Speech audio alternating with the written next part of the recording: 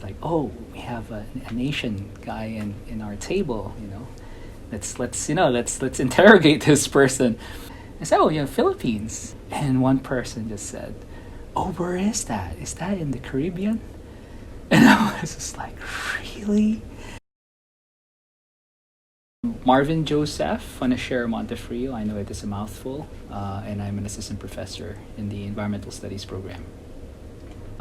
We live in the outskirts of the city, so it was somewhat kind of considered as peri-urban, and we were about an hour away from the heart of the city, right?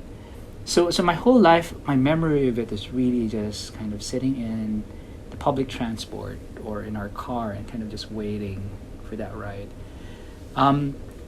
So for me, home is something that is not settled, right? The word baba, right? B-A-B-A, right? Primarily because it sounds funny, right? You can even form an entire sentence with just that word, right? I mean, baba and then the syllable ba, right? So for example, I could say baba baba, right? So it has different inflections, right? But essentially, it means I'm asking you a question. Are you going down, right? My wife and I would make fun of, we would joke around with our language, right? And sometimes we would, when we're taking the lift, for example, the elevator in the U.S., we would talk that way. We would say a lot of sentences in our languages that are primarily just about maybe one or two syllables, right? And people were just like, what the hell are they talking about, right? I want to be that food that when you were a kid, you would like to prepare on your own. So whenever, it's a Saturday morning, and Saturday morning is like cartoons morning, and they're like, do whatever that you want. And I would go to our kitchen and just like throw everything in the pot or in the frying pan and come up with my own culinary inventions. And I remember there's this one thing that I love doing, which is beating 5 eggs in a bowl and putting lots of milk and sugar, and it's kind of this egg dessert kind of thing, right?